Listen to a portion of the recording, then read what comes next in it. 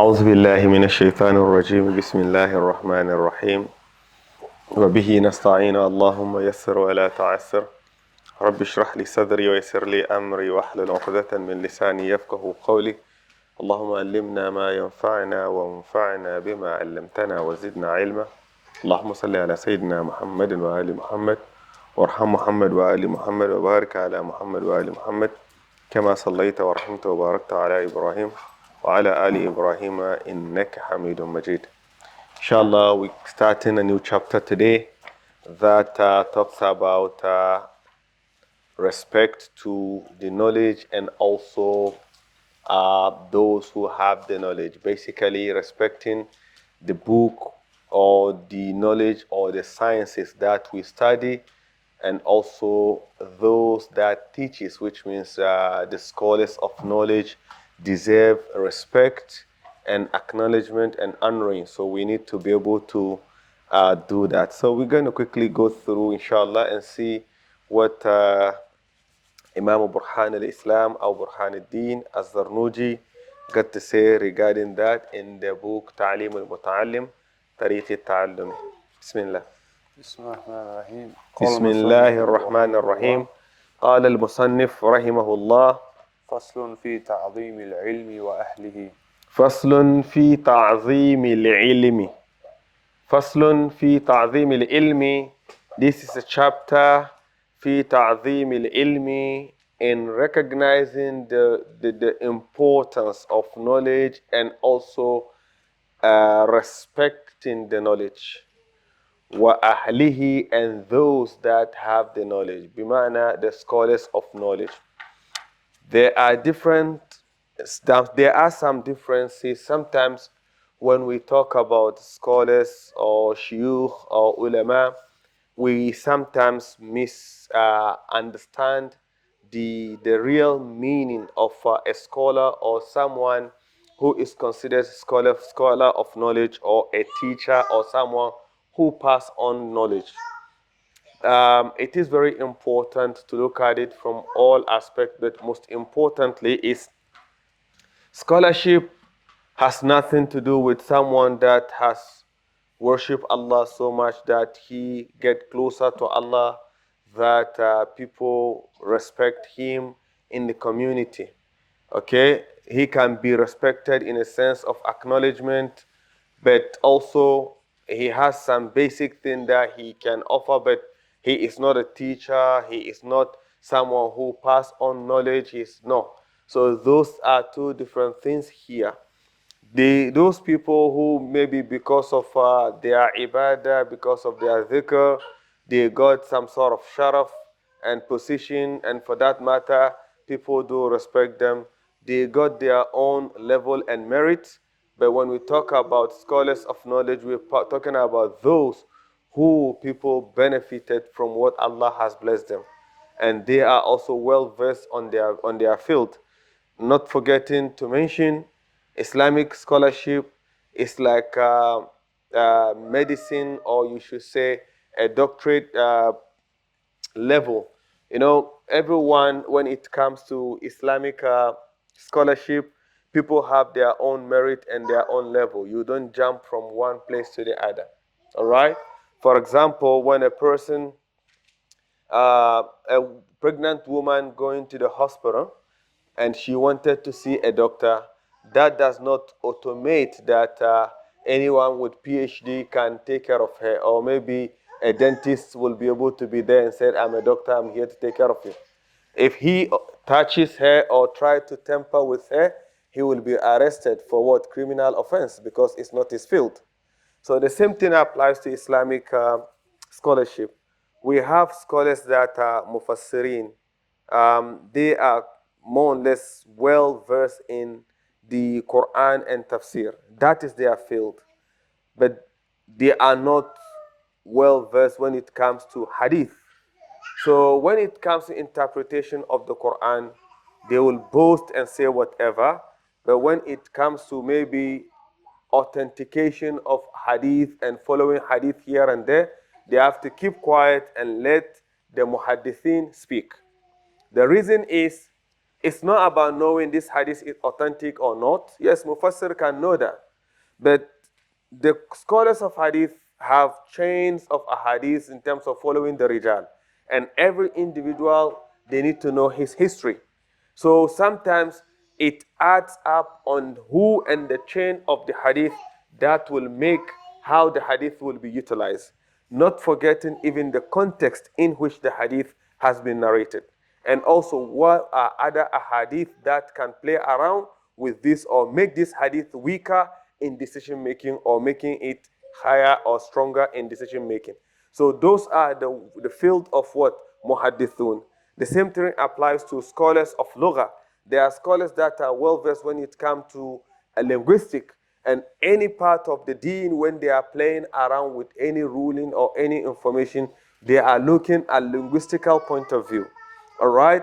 And not forgetting, we're talking about fuqaha, who are more or less jurists, not forgetting those that are also there in multiple places that we can mention in terms of scholarship in Islam, like the muftis, who are more or less based, their field is to be able to take rulings and also to give rulings because they are more or less more versed in the ruling of Islam in terms of what is a rule, what is not, how can you debate between this and that, how can you come to conclusion between this and that. So a mufti is the one who is qualified to give fatwa.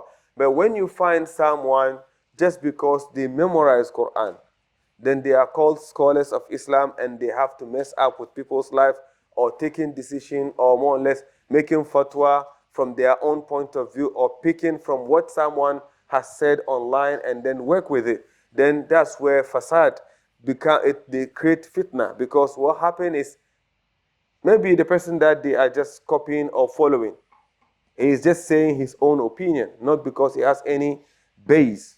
So it is very important. That's why those who are complaining or stopping taqlid, at taqlid, well, more or less those that are following madhahib.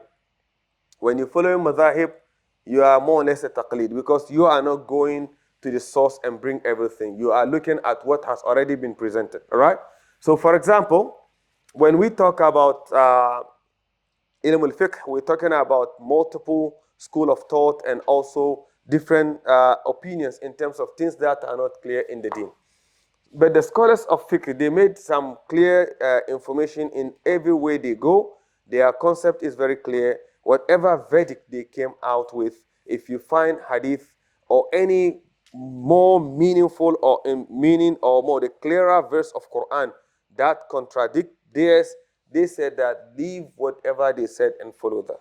So now, when you look at, mathalan, we give example of most people who follow Hanafi madhab, for example.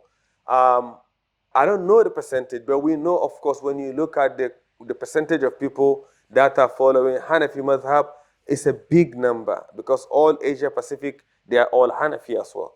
All right. But what are the scholars of Islam or the fuqaha normally relate to Hanafi? Imam Abu Hanifat al-Nu'man is the Imam that is called Imam Ahlul Ra'i. All right? Because where he lived in Iraq, there are lots of debate and enemies of Islam who always try to put Islam down. So he always debate with them and then put across some evidence or challenges. Sometimes he will use his own opinion to come to verdict. So a person following this madhab but is not learned to be able to understand that, well, there might be possibility that sometimes there is things that are there that there are evidence that are opposing that. And the person stick to that as if nothing should change it since it's part of Hanafi madhab. Then the person, you see, that's where the blindly following becomes a problem. And of course, we're looking at some of the students of Abu Hanifat al-Nu'man, like Muhammad. You know, you can see he will present the madhab, and then he said, but here we don't agree with the sheikh because there's other opinion which is more stronger. So that is what we expected to do. But if you are a scholar or an imam or a sheikh considered to be hafiz al-Quran, but you don't have the base in terms of this aspect, what happens is you either create fitna within your mujtama or the people that listen to you. Because if you are only taking people's opinion or people's fatwa. Sometimes fatawa, a person who is giving fatwa is only looking at his own opinion, even though there might be multiple. So you take his and then you try to condemn others when there are more opinions, especially when you look at verses of Quran, companions of the Prophet ﷺ, multiple have different opinion on that. A hadith of the Prophet, where they have different opinion on that. Scholars agreed you cannot, just because you agree of Mathalan Ibn Mas'udin, you condemn Aisha or you condemn any other companion because their opinion is different. So there multiple opinion even within the Sahaba, not to talk about the generation that came. Okay? So we want to be looking at that. So when we're talking about Ahlul Ilmi here, we're not talking about those that have the uniform or presented themselves and wear the clothing of scholars. We're not talking about that. We're talking about really those that Allah has blessed with knowledge and they were able to pass it on to the generation. So that is when we talk about Ta'zim al-Ilmi and also Ahlihi, we're talking about real scholars of knowledge, not just any individual out there.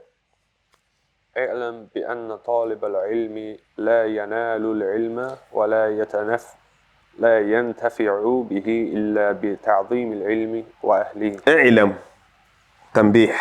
You should know. This just to give that, draw your attention. أن طالب العلم أن طالب العلم, that the student of knowledge, لا ينال العلم, will not acquire, will not achieve, will not get the knowledge.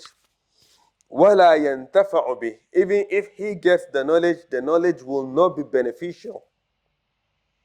إلا بتعظيم العلم وأهله, unless he has shown respect to the knowledge that he was seeking and he has proven to the knowledge that it's not just by the way, all right? And also he respected those that he studied from. And to me, this is very important. I know that for sure that when we talk about this, we're not normally speaking about Islamic point of view or the religious knowledge. But it is very important to go beyond that, even in our schools.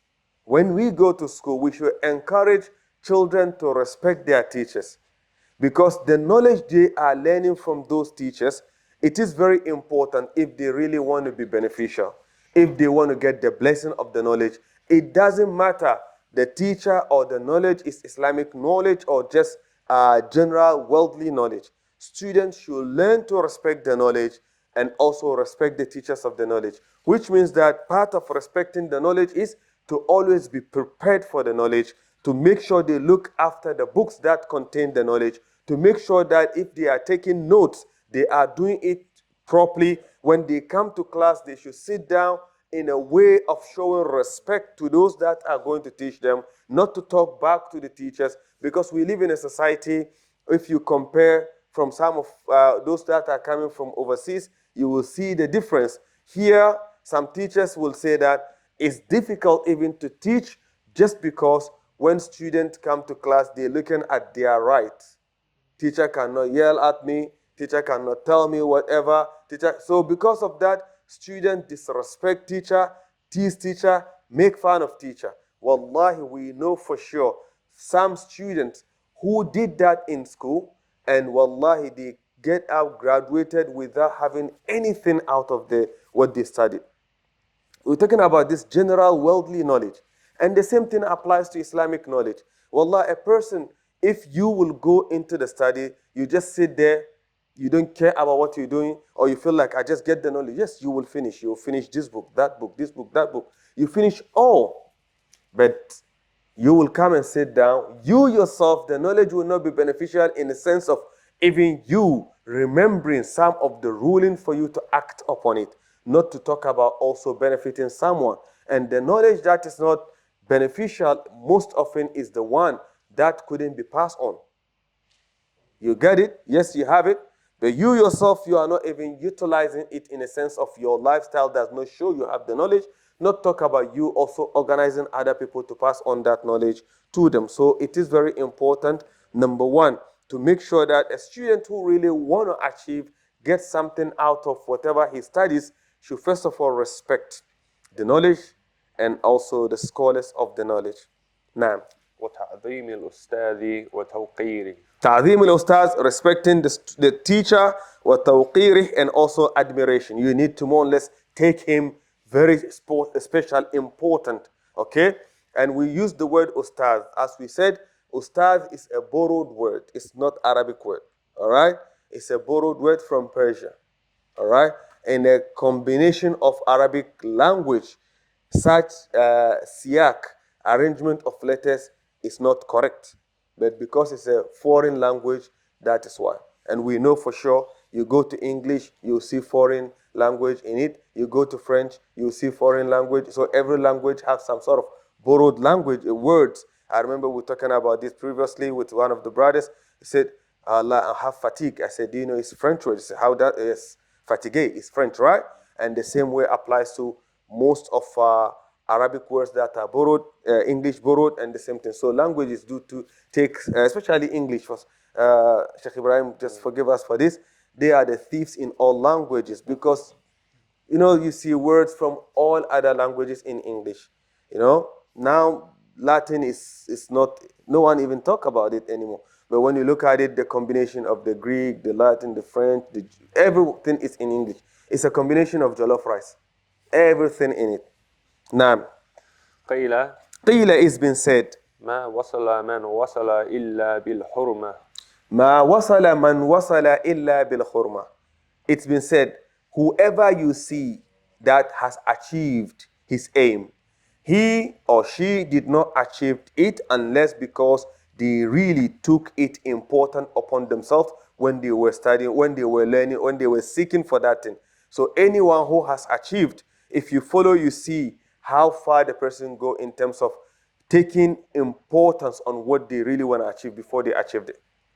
Now, وما سقط من سقط إلا بترك الحرمة. the same thing applies to those who did not achieve their aims. They did not lose except because they did not take importance to that thing. That's why they didn't achieve what they want.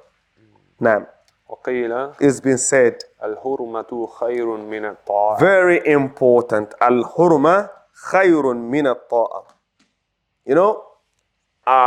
Al-hurma, that is to honor something, to know the importance, the qima, the value of something, is better than obedience without knowing the qima or the value. Example, if someone knows your value, knows your qima, knows your importance, you might have issue with that person. No matter how the person is angry with you, there are words the person will not use on you because he knows your value. He knows what you're capable of. He knows who you are. But if a person does not know your value, even things that happen between you and somebody, he will get the opportunity to sit down and say whatever about you does not care. Especially these days of social media.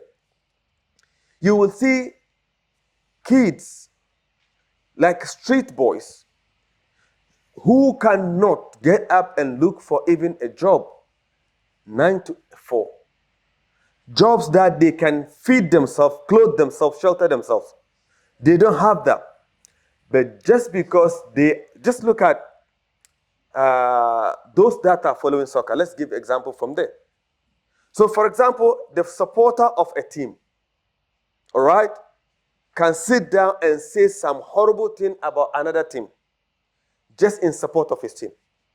And most often, 90% of it, maybe just because he is so much in love of his team, he's saying these things, not because they are right. So now, when you know the hurma, I don't know much about this soccer players and their teams. But example, if you know a soccer player that is number 1 in the world, and he plays a team that you don't like, regardless of how bad the team is or how the rivalry is, there are some words you cannot say about that person because you know how good he is in the world anyway. The Brazilian player, the short guy, what's his name? Messi. As Argentina, sorry. Sorry. So now, for example, someone that maybe is opposing, let's say, Argentinian team, all right? He does not like Argentina. If he's going to say bad thing about the team, regardless of how much he's going to go, he knows that player is in that team. There are some things, if he says, he will just laugh at it because he knows what? He's lying. Okay? Because he knows the value of that person in terms of what he or she or he makes in the team. So the same thing applies to these days when we are on social media. All right? You can see a scholar that have spent most of his years educated, giving lectures, and someone that can be his grandchild will sit on social media and say horrible thing about that person. And not because they are evidence, just because a way to prove that he does not like that person, and for that matter, he is in support of another person and that person. So this is the concept of hurma. Not knowing the value of somebody, not knowing who that individual is. It's enough for you to say whatever horrible thing. But when you know the value of somebody, not because you love that person. If you are educated Islamically, if you are well versed Islamically, there are scholars of Islam that when their names are mentioned, you will not add anything out of respect. But if you are not well versed in Islam, you don't know, you don't have knowledge about Islam, when you start to talk about individuals of that nature, wallahi, those who do not know them will even think you're talking about someone who is a beggar on the street because of the words that comes out of your mouth. So that's the concept of al-hurma khayrun min al-ta'a. To know the value of somebody, even if you don't like that person, is better than obedience to that person, but you don't know his value. Because if you know someone's value, you know his qima, you know his importance, you know how to deal with it, no matter how. So that is very important component. Al-hurma khayrun min at-ta'a. Let's keep that and let's try. For example, for us, do we always need to look for a scholar of knowledge to respect? No. Why do we do that? Do we need a rich man or a politician to respect? No. Why do we need that? Because they said al-hurma khayrun min at-ta'a, right? Now, who on this earth does not have a value? Who? Because every children of Adam had a value. Allah subhanahu wa ta'ala said, وَلَقَدْ كَرَّمْنَا بَنِي آدَمَ. If Allah has respected and cherished and elevated children of Adam, who are you to insult one person on earth? Because the moment you start insulting that person, it tells you that you don't know the value of human. Because the creator of human clearly stated he has elevated and given them respect. They are on top of the ladder when it comes to the creation of Allah. Regardless of their affiliation of religion or belief or anything. Human being deserve full respect, regardless. Al-khurma khayrun min at-ta'a. So when it comes to that aspect, you as a Muslim, you have the idea and the mindset, every human being deserves respect because every human has a link going back to Adam alayhi salam. So if really we are following this concept, we will live a life where every human being deserves a fair go. And we live a life like angels. Why? Because we will not do anything to tarnish anyone's image. Because Quran even made mention. When Surah Al-Hujurat, when Allah subhanahu wa ta'ala is talking about do not curse one another, insult one another, make mockery of one another, Allah subhanahu wa ta'ala is saying, do you want to go back to disbelief after you've been guided? So starting point is every human deserves respect regardless of their affiliation.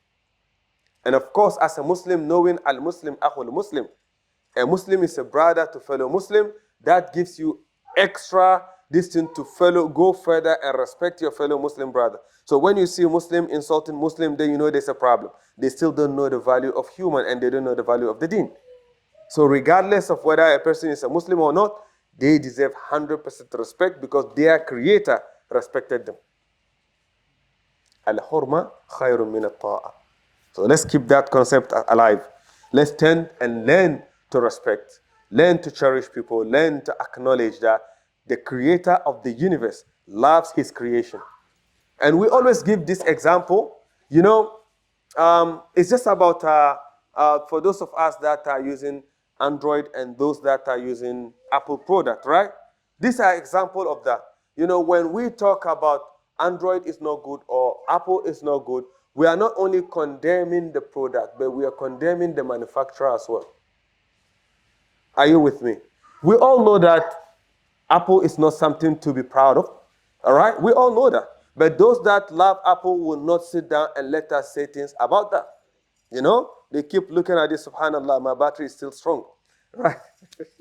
But in reality, if you condemn the product, you are condemning the manufacturer as well. So anyone that condemn any human being, remember, you will answer question between yourself and Allah subhanahu wa ta'ala. He is the manufacturer. He is the creator of that person. So respect and keep that. Just do not judge people. Every human being deserves fair go. When we learn to keep and do that, as I made mention, it creates harmonious environment. And that is what we need. Al-khurma khayrun min at-ta'a. Now, ألا ترى أن الإنسان لا يكفر بالمعصية don't you see, Allah, don't you see, la tara anna li-insana, that human, no person, yakfuru bil ma'asiyah. Just because you disobey Allah, then you become disbeliever. No. Committing sin does not make you become a disbeliever. All right? La yakfuru al-insan bil ma'asiyah. Committing sin, to commit a sin, to do something, this is wrong, this is haram, and you do that. That will not take you out of the fold of Islam. All right? For example, Islamically, Muslim will not drink alcohol, right? So when a Muslim drink alcohol, does that take him out of the fold of Islam? No, he's just a sinner.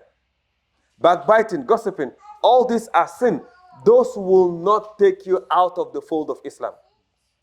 Okay? But look at what we have to say. وإنما يكفر باستخفافها وَإِنَّمَا يَكْفُرُ بِاسْتِخْفَافِهَا. But if you undermine the sin, that can lead you to what?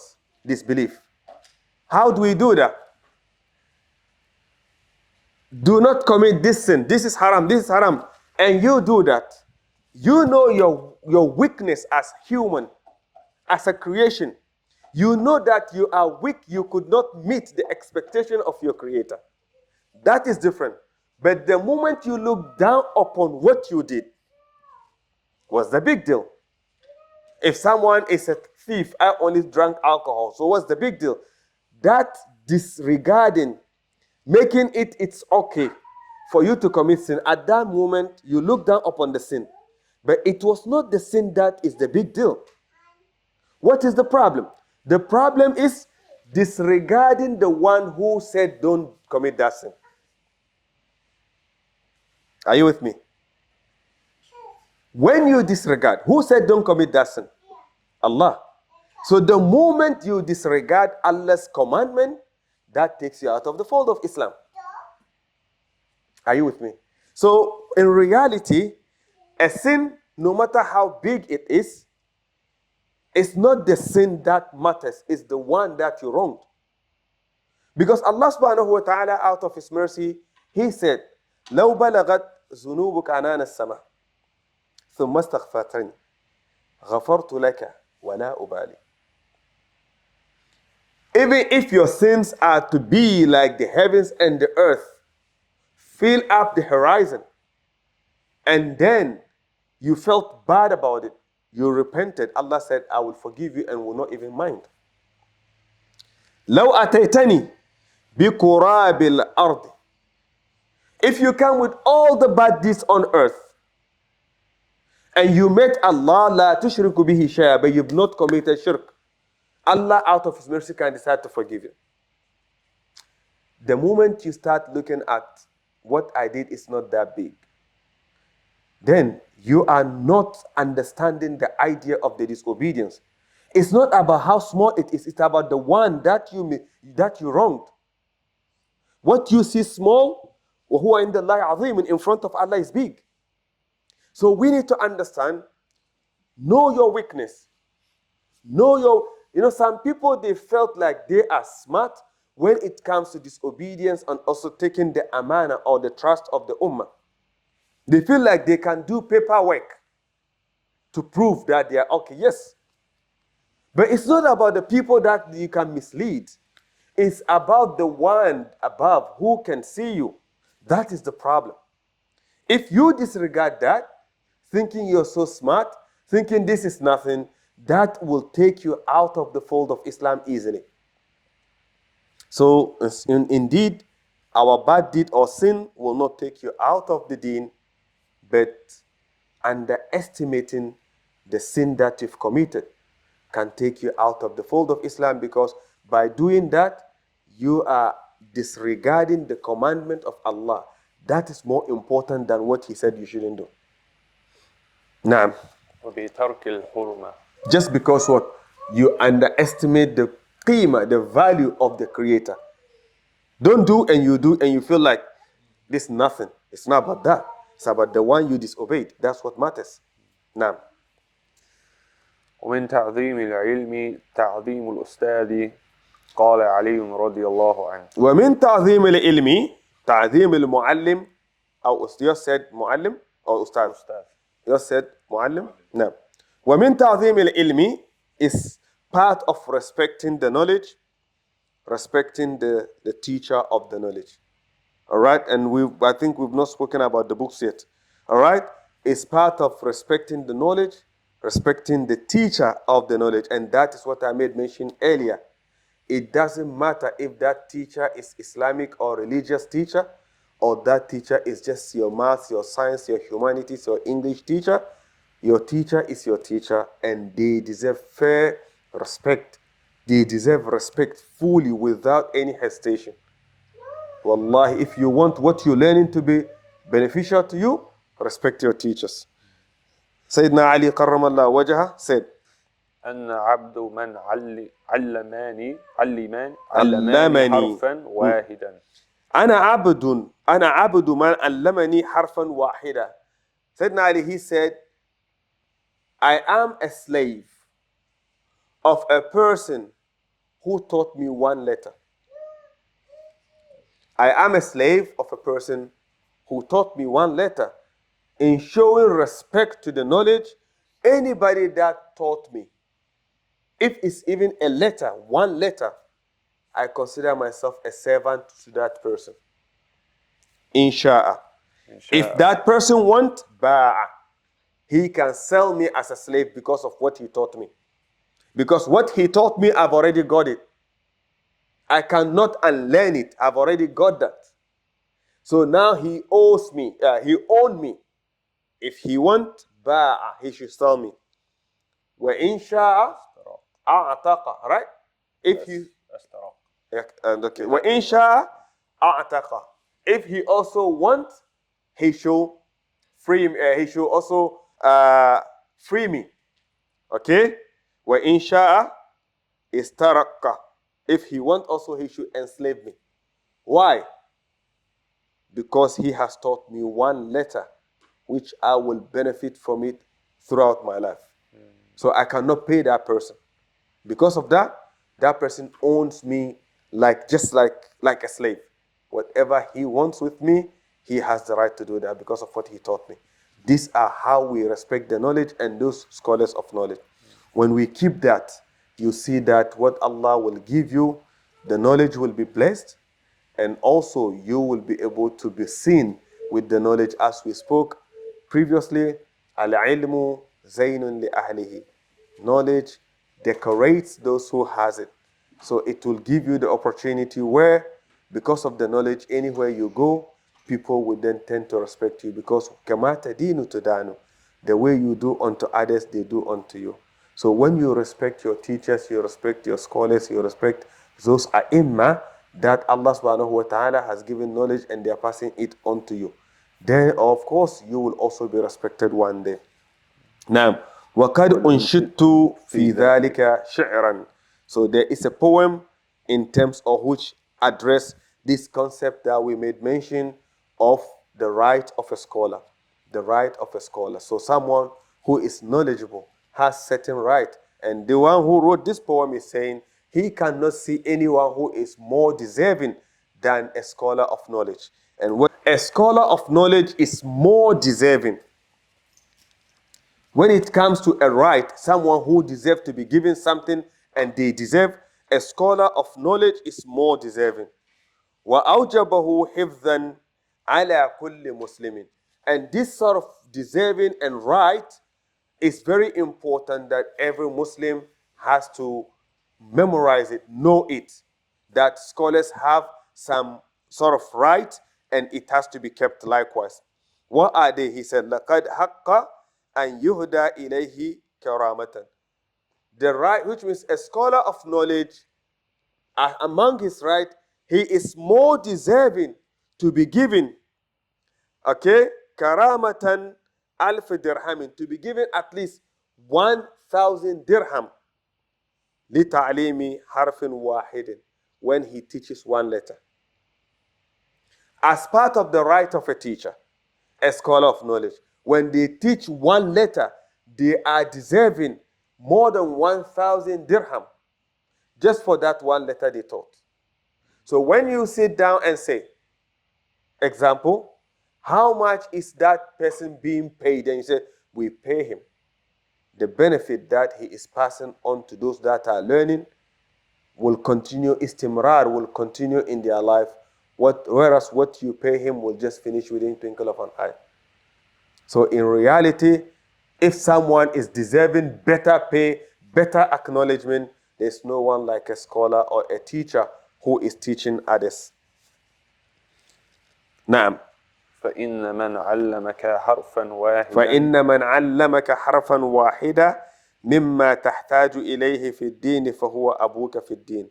For indeed, a person who taught you, this is the continuation of explanation of the words of Sayyidina Ali that says that a person who taught me a letter can take me as a slave or free me or even sell me. He said that فَإِنَّ مَنْ عَلَّمَكَ حَرْفًا وَاحِدًا. For indeed, anyone that teaches you harfan wahida, one letter, mimma tahtaju ilayhi fi din, from what you need in your religion, fahuwa abuka fi din. That person becomes your father in deen. It is very important. Any disrespect you do to that person, you are causing harm to yourself. That is why always it is encouraged when you are able to know how to read Quran properly. Yes, you take your children to learn Quran somewhere, but at least be the first person to teach them even Surah Al-Fatiha. For indeed, they will use it throughout their life. And anytime they use it, whether they pray to you or not, you get reward for that. So anyone that teaches you one letter, فَهُوَ أَبُوكَ فِي الدِّينِ, that person becomes a father to you in the deen. No disrespect, no matter what. You can have issue, misunderstanding. Don't argue, don't talk back, don't disrespect, because it's going to harm you. That is why when you look in our previous lesson, we spoke about selecting a teacher. You need to look at someone who is what? An elderly person. Someone who is calm. Someone who is deserving, because you don't want to be studying under someone that you cannot respect. You need to avoid, no matter how knowledgeable. If the age difference is not much that you will feel that you will automatically respect that person, stay away. Because if that person teaches you automatically, that person becomes like a father to you. You cannot pay back. And that person deserves full respect from you. All right? So we should be mindful of that. Now, وكان أستاذنا الشيخ الإمام سديد الدين وكان أستاذنا, our sheikh, our teacher, Sheikh al-Imam Sadiduddin. These are all titles of the sheikh. الشيرازي الشيرازي رحمه الله تعالى يقول, he's been saying, قال مشايخنا قال مشايخنا. He also said, it's been said by their teachers rahimahumullah, may Allah have mercy on them. من أراد أن يكون ابنه عالما. Now he's going to advise you. من أراد أن يكون ابنه عالما. Whoever wants his child to become a teacher, a scholar of knowledge. Whoever wants his child to become a scholar of knowledge. One day you want your child to be representing the deen and doing something for the deen. This is the advice for you. ينبغي أن يراعي الغرباء من الفقهاء. It is very important, if you really want your child to be a scholar one day to lead the deen, if you want Amir to become one of the scholars of the Ummah, then this is the advice for you. Number one, you need to take care of strangers, scholars that are strangers. Feed them, shelter them, give them a place. Whenever you see scholars, wherever they come from, you know them, you don't know them, if they are scholars of knowledge, respect them. Okay? If you can give them, or more or less you can, um, depending on whether you met them in the masjid, as part of your normal day-to-day, just respect them. Remember, al-hurma khayrun min at-ta'a. Anyway, they deserve respect. Not, and secondly, you show them sincere respect, and also if there's any gift you want to do, to give them, anything that you want to do to give them, because the blessing will come back to you. All right? And this reminds me of an incident of some people who are more or less like confident tricksters. They'll come and give nice story to be able to trick you and take money from you. So these people, they heard about a scholar outskirts of town that, whoa, you go to him, he will look after you, you can get whatever you want. So they went there, acted as if they dress up like Muslim scholars coming from another village, they're just traveling, they pass by, subhanallah. This man make sure that they were fed, given a place to sleep, took care of them in the best of manner. When they finished eating, washed their hands, he collected by himself, not even let children in the house. He himself came, collected the water and the leftover food, took it back in. That man has a daughter with severe sickness that she's been lying down, paralyzed for so many years.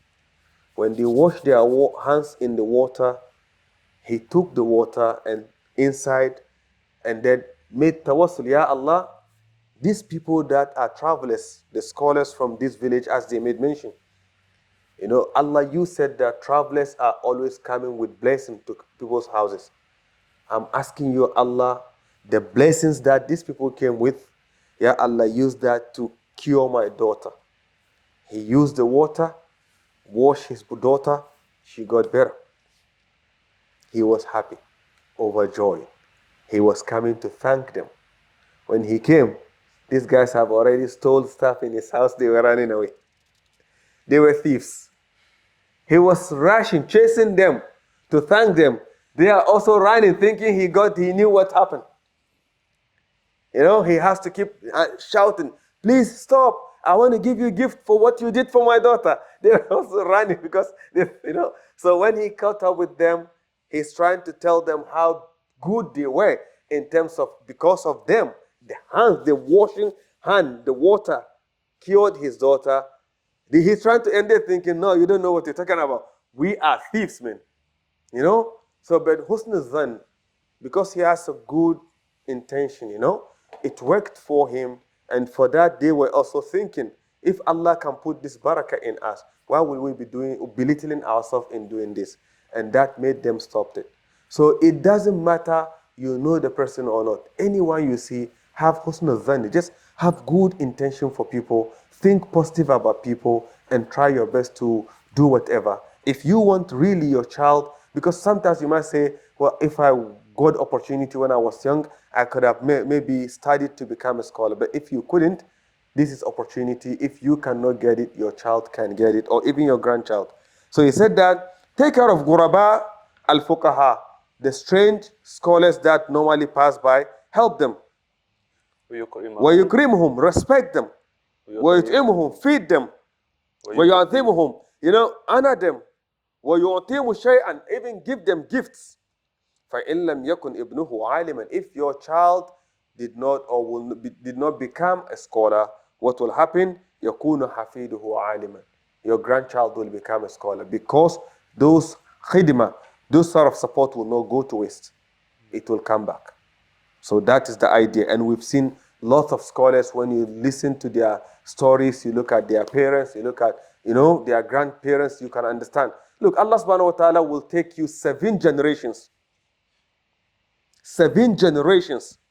What your great grandparent did, Allah can turn and give it to you after 7 generations. Quran, Allah subhanahu wa ta'ala said that in Surah Al-Kahf.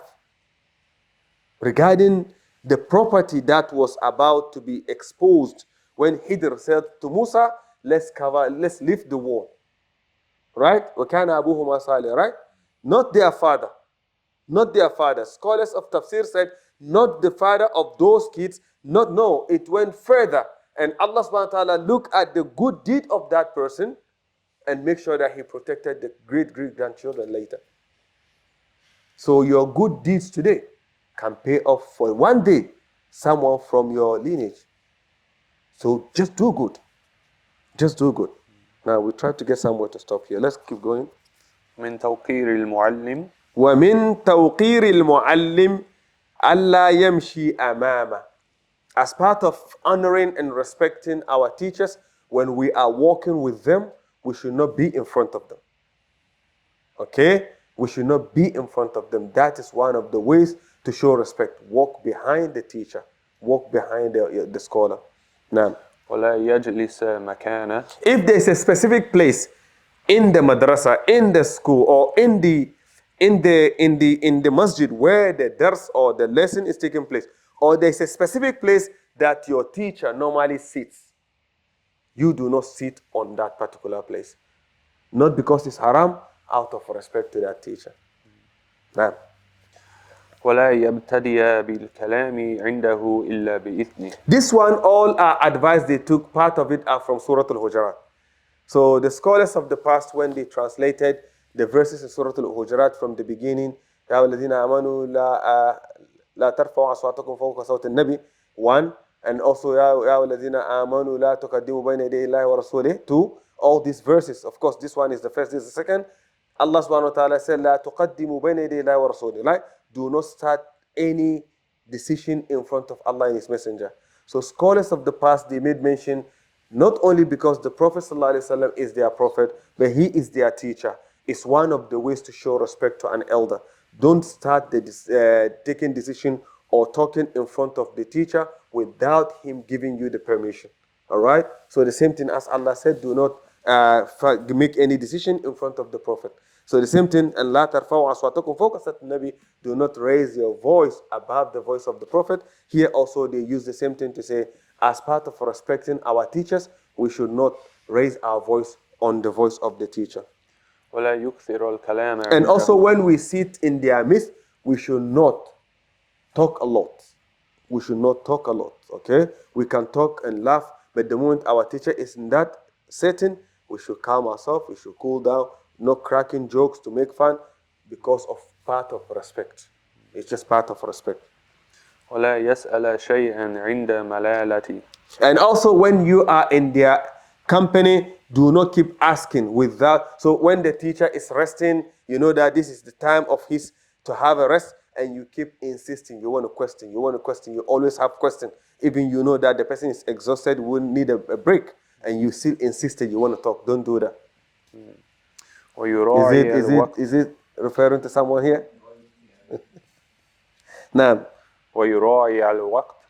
and also respect the person's time. Respect the person's time. ولا يدق الباب. ولا يدق الباب بل يصبر حتى يخرج. So the same thing. Okay, those who call you وراء الهجرات أكثرهم لا يعقلون. Right? Allah said, most of people who call you, oh Muhammad, Ya Muhammad, they come with their question, they want him to come out for them to ask. Allah said, أكثرهم لا يعقلون. So the same thing when we really have something to ask our teachers or our scholars, we should be mindful, we shouldn't rush in trying to take their free time or trying to just, because we should always have patience until they come to us, until they are ready, they are in the setting of knowledge, then we can proceed and ask them. I think we can stop here. سبحانك اللهم وبحمدك نشهد أن لا إله إلا أنت ونستغفرك ونتوب إليك سبحان ربك رب العزة عما يصفون وسلام على المرسلين والحمد لله رب العالمين.